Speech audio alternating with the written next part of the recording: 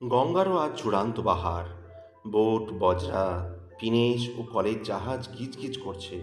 সকলগুলি থেকেই মাতলাম রং, হাসি, ইয়ার্কির গড়রা উঠছে। কোনোটিতে খ্যামটা নাচ হচ্ছে। গুটি ৩০ মোসাহেব মদে ও নেশায় ভোঁ হয়ে রং করছেন। মধ্যে ঢাকাই জ্বালার মতো, পেল্লাদে পুতুলের মতো, তেলের কুপোর মতো শরীর, দাঁতে মেশি, হাতে ইষ্টিকবচ ও গলায় রুদ্রাক্ষর মালা, তাতে ছোট ছোট ঢোলের মতো গুটি, মদ, মাদুলি ও কোমরে গোট, ফিনফিনে ধুতি পরা, পৈতের গোচ্ছা গলায় মৈমনসিং ও ঢাকা অঞ্চলের জমিদার, সরকারি দাদা, পাতানো কাকাদের সঙ্গে খোকা সেজে ন্যাকামি করছেন। বয়স ৬০ পেরিয়েছে, অথচ রামকে আম ও দাদা ও কাকাকে দাদা ও কাকা বলেন। এরাই কেউ কেউ রংপুর অঞ্চলে বিদ্যুৎসাহী বলবান, কিন্তু চক্র করে তান্ত্রিক মতে মদ খান ও বেলা ৪টে অবধি পুজো করেন। অনেকে জন্মবচ্ছিন্নে জন্মাবচ্ছিন্নে সূর্যোদয় দেখেছেন কিনা সন্দেহ।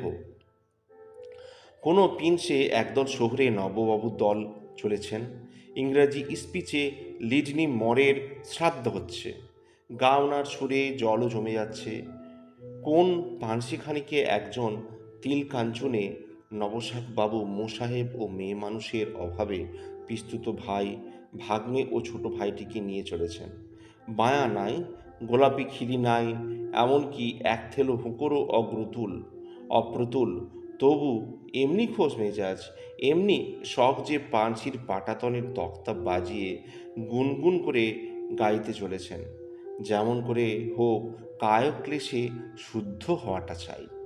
এদিকে আমাদের নায়ক গুরুদাসবাবুর বজরায় মাজিদের খাওয়া দাওয়া হয়েছে।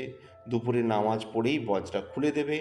এমন সময় গোপাল গুরুদাসকে লক্ষ্য করে বললেন, দেখ ভাই গুরুদাস, আমাদের আমোদের চূড়ান্ত হয়েছে, কিন্তু একটার জন্য বড় ফাঁক ফাঁক দেখাচ্ছে। সবই হয়েছে, কেবল মেয়ে মানুষ না হলে তো স্নানযাত্রার আমোদ হয় না। যা বলো, যা কও। অমনি কেদার, ঠিক বলেছ বাপ, বলে কথার কি ধরে নিলেন। অমনি নারায়ণ বলে উঠলেন, বাবা, যে নৌকাখানায় তাকাই সকলই মাল ভরা, কেবল আমরা বেটারাই নিরামিষি। আমরা যেন বাবার পিণ্ডি দিতে গয়া যাচ্ছি। গুরুদাসের মেজাজ আলি হয়ে গেছে। সুতরাং বাবা ঠিক বলেছ, আমিও তাই ভাবছিলাম। যত টাকা লাগে তোমরা তাই কোবলে একটা মেয়ে মানুষ নিয়ে আসো। আমি বাবা তাতে পেছপাও নই। গুরুদাসের সাদা প্রাণ। এই কথা বলতে না বলতেই নারায়ণ, গোপাল, হরি ও ব্রজ নেচে উঠলেন। মাঝিদের নৌকা খুলতে মানা করে দিয়ে মেয়ে মানুষের সন্ধানে বেরোলেন। ওদিকে গুরুদাস, কেদার আর ইয়ারেরা চিৎকার করে, যাবি যাবি যমুনা পারে ও রঙ্গিনী, দেখবি মজা রিসড়েদের ঘাটে, দেখবি মজা রিসড়ের ঘাটে, শ্যামা বামা দোকানি, কিনে দেব মাথা ঘষা, বারুইপুরের ঘুমছি খাসা, উভয়ের পুরাবি আশা ও সোনামণি। গান ধরেছেন। এমন সময় মেকইন্টশ বয়ন কোম্পানির ইয়ার্ডের ছুতরেরা এক বোট ভাড়া করে রাঁড় নিয়ে আমোদ করতে করতে যাচ্ছিল। তারা গুরুদাসকে চিনতে পেরে তাদের নৌকো থেকে, চুপে থাক থাক থাক রে বেটা কানায়ে ভাগ্নে, গরু চরাস লাঙল ধরিস, গরু চরাস লাঙল ধরিস, এতে তোর এত মানে, গাইতে গাইতে হুররে ও হরিবোল দিয়ে সাঁই সাঁই করে বেরিয়ে গেল। গুরুদাসেরা দুয়ো ও হাততালিতে লাগলেন, কিন্তু তার নৌকায় মেয়ে মানুষ না থাকাতে সেটি কেমন ফাঁক ফাঁক বোধ হতে লাগলো। এদিকে বোটওয়ালারাও চেপে দুয়ো ও হাততালি দিয়ে তারে যথার্থই অপ্রস্তুত করে দিয়ে গেল। গুরুদাস নেশাতেও বিলক্ষণ পেকে উঠেছিলেন। সুতরাং ওরা ঠাট্টা করে আগে বেরিয়ে গেল। এইটি তিনি বরদাস্ত করতে পারলেন না। শেষে বিরক্ত হয়ে ইয়েরদের অপেক্ষা না করে টলতে টলতেই আপনিই মেয়ে মানুষের সন্ধানে বেরোলেন। কিয়ার কেদার আর ইয়ারেরা আয় আয় মকর গঙ্গা জল, কাল গোলাপের বিয়ে হবে, সইতে যাব জল। গোলাপ ফুলের হাতটি ধরে চলে যাব সোহাগ করে, ঘোমটার ভিতর খ্যামটা নেচে ঝমঝমাবে মল। গান ধরে গুরুদাসের অপেক্ষায় রইলেন।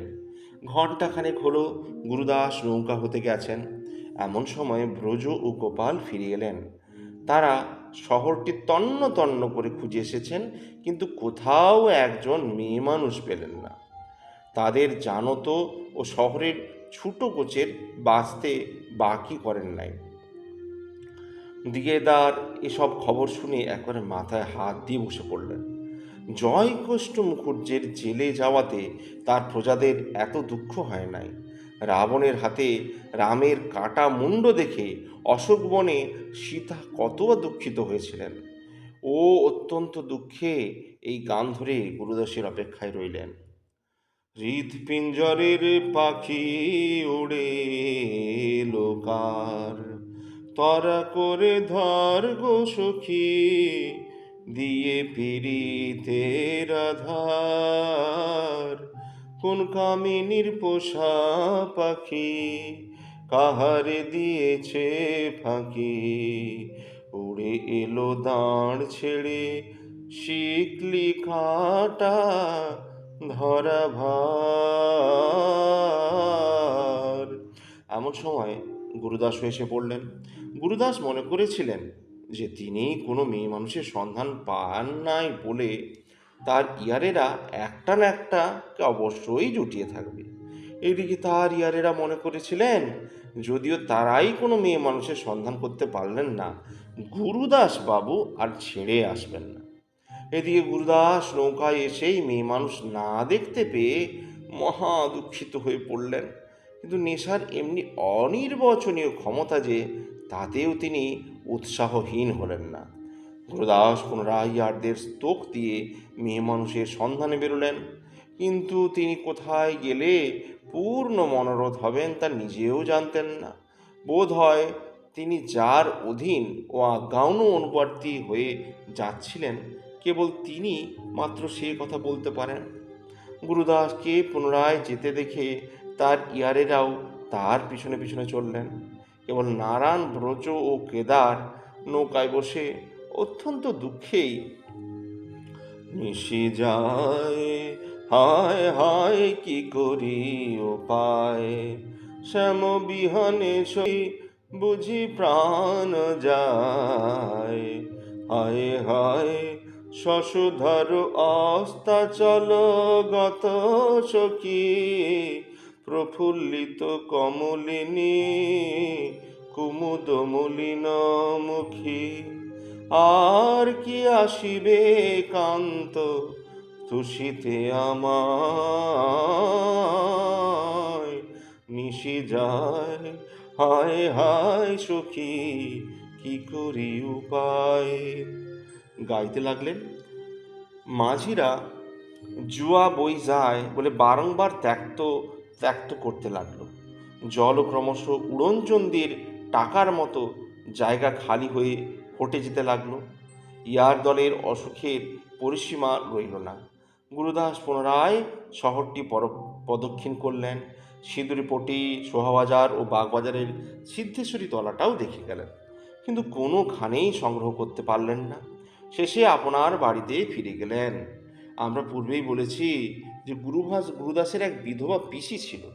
গুরুদাস বাড়ি গিয়ে সেই পিসিরে বললেন যে, পিসি, আমাদের একটি কথা রাখতে হবে। তার পিসি বললেন, বাবু গুরুদাস, কী কথা রাখতে হবে? তুমি একটা কথা বললে আমরা কি রাখব? আগে বলো দেখি কী কথা। গুরুদাস বললেন, পিসি, তুমি যদি আমাদের সঙ্গে স্নান যাত্রা দেখতে যাও তাহলে বড় ভালো হয়। দেখো পিসি, সকলেই একটি দুটি মেয়ে মানুষ নিয়ে স্নান যাত্রায় যাচ্ছে, কিন্তু পিসি, আমাদের একটিও মেয়ে মানুষ জুটে নাই। দেখো পিসি, শুধুই বা কেমন করে যাওয়া যায়? আমার নিজের জন্য যেন না হলো, কিন্তু 5 ইয়ারের নির্মিষি রকমে যেতে মন হচ্ছে না। তা পিসি, আমোদ করতে করতে যাব, তুমি কেবল বসে যাবে? কার সাধ্যি তোমাকে কিছু বলেনি? পিসি এই প্রস্তাব শুনে প্রথমে গাঁই গুঁই করতে লাগলেন, কিন্তু মনে মনে যাওয়ার ইচ্ছেটাও ছিল। সুতরাং শেষে গুরুদাস ওই আর্তের নিতান্ত অনুরোধ এড়াতে না পেরে ভাইপোর সঙ্গে স্নান যাত্রায় গেলেন। ক্রমে পিসিকে নিয়ে সঙ্গে গুরুদাস ঘাটে পৌঁছলেন। নৌকার ইয়েলেরা গুরুদাসকে মেয়ে মানুষ নিয়ে আসতে দেখে হুররে হরিবোল ধ্বনি দিয়ে বাঁয়ার দামামায় ধ্বনি করতে করতে লাগলো। শেষে সকলে নৌকায় উঠেই নৌকো খুলে দিলেন। দাঁড়িয়ে কোষে ঝপাঝপ ঝপাঝপ করে দাঁড় বাইতে লাগলো। মাঝে হাল বাগিয়ে ধরে সজরে দেদার ঝিকে মারতে লাগলো। গুরুদাস ও সমস্ত ইয়ারে ভাসিয়ে প্রেম তরি হরি যাচ্ছে যমুনায়, গোপীর কুলে থাকা হলো দায়ে। আরে ও কদম তলায় বসি বাঁকা বাঁশরি বাজায়, আর মুচকে হেসে নয়ন ঠারে কুলের বউ ভুলায়। হুড়ুর হো হো হো গাইতে লাগলেন। দেখতে দেখতে নৌকাখানি তীরের মতো বেরিয়ে গেল। বড় বড় যাত্রীদের মধ্যে অনেকেরই আজ দুপুরের জোয়ারে নৌকা ছেড়েছেন। এদিকে জোয়ারও মরে এলো, ভাটার সরানি পড়ল, নোঙর করা খোঁটায় বাঁধা নৌকাগুলির পাছা ফিরে গেল। জেলেরা ডিঙি চড়ে বেউতি জাল তুলতে আরম্ভ করলে।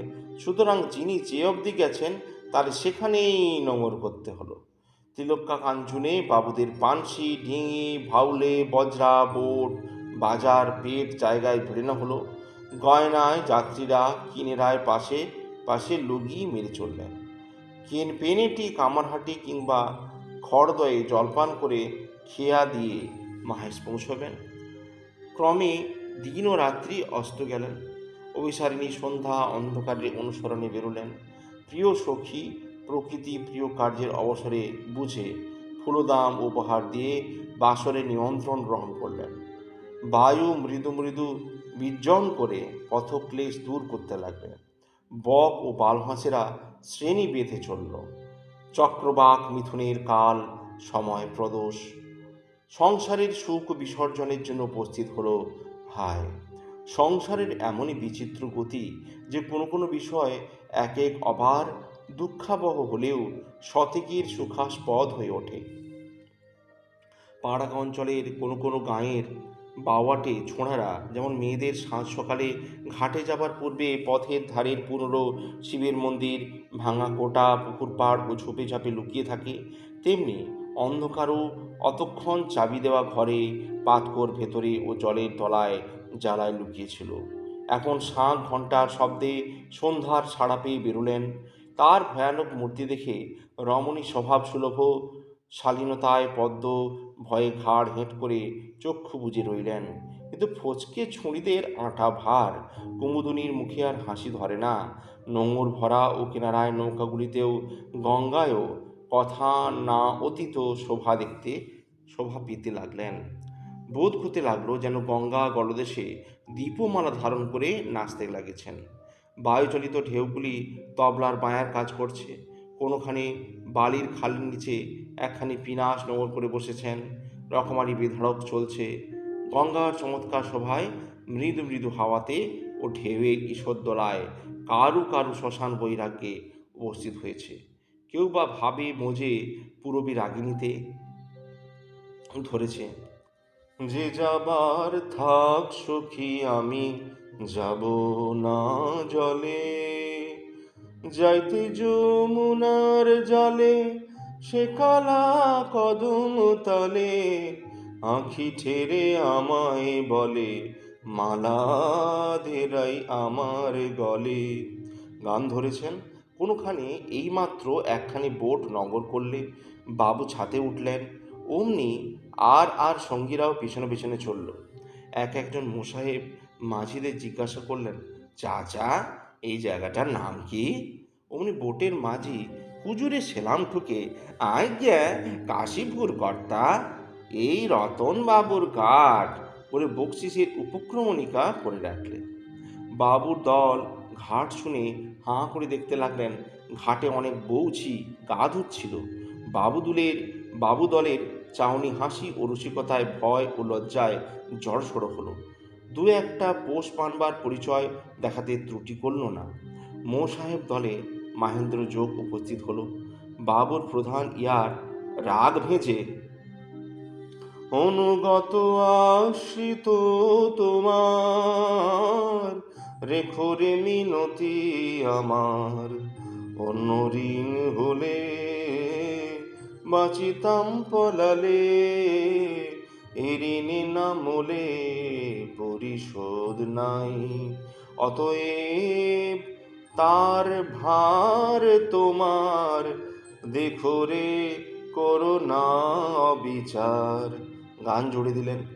সন্ধ্যা আনিকওয়ালা বুড়ো বুড়ো মিনসেরা, খুদে খুদে ছেলে, নিষ্কর্মা মাগিরা ঘাটের উপর খাতা বেঁধে দাঁড়িয়ে গেল।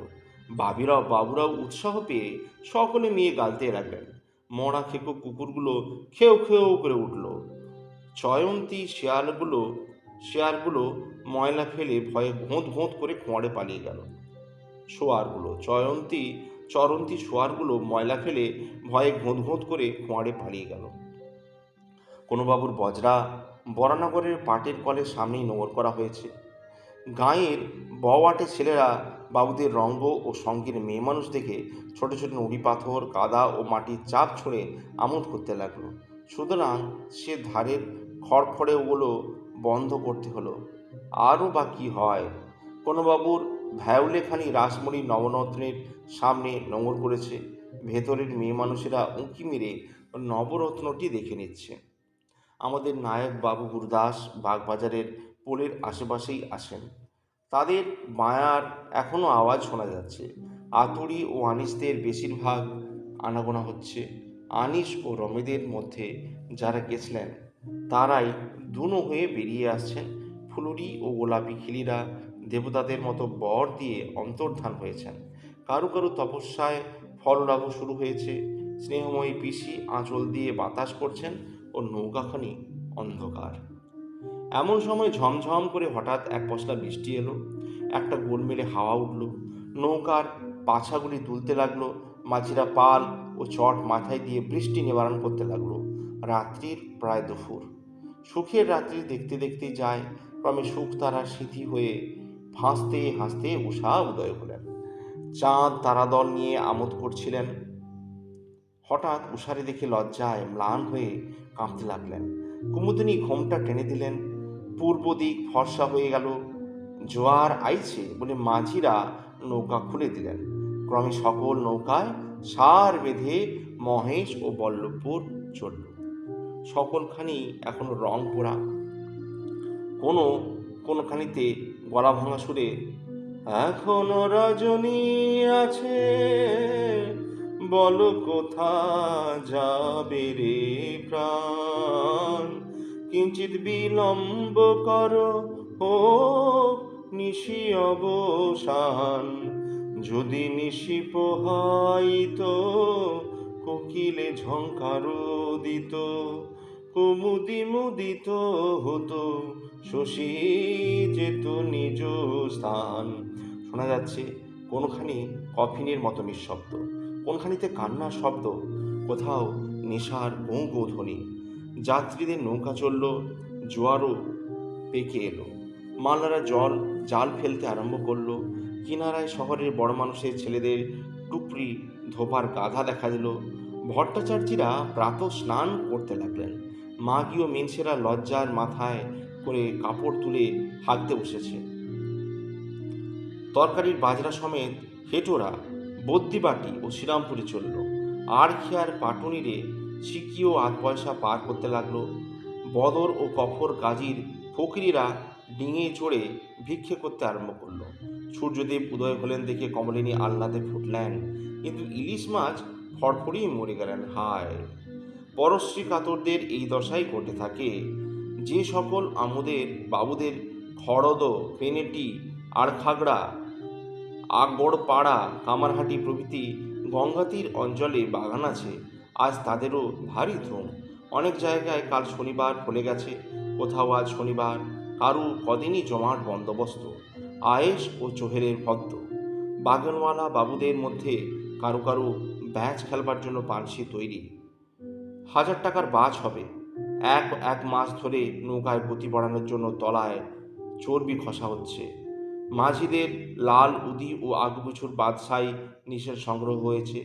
গ্রামস্থ ইয়ার দল, খড়দর বাবুরা আর সব ভদ্রলোক মধ্যস্থ। বোধ হয় বাদী মহিন্দর নফর। চিনিবাজারের ক্যাবিনেট মেকার ভারী শৌখিন, শখের সাগরপল্লী হয়। এদিকে কোনো কোনো যাত্রী মহেশ পৌঁছলেন, কেউ কেউ নৌকাতে রইলেন, দু একজন ওপরে উঠেছেন। মাঠে লোকারণ্য। বেদিমণ্ডপ হতে গঙ্গাতীর পর্যন্ত লোকের ঠেল মেরেছে। এর ভিতরেই নানা প্রকার দোকান বসে গেছে। ভিখিরিরা কাপড় পেতে ভিক্ষে করছে, গায়েনরা গাইছে, আনন্দলহরী একতালা খঞ্জরি ও মায়া দিয়ে বষ্টমেরা বিলক্ষণ পয়সা করছে।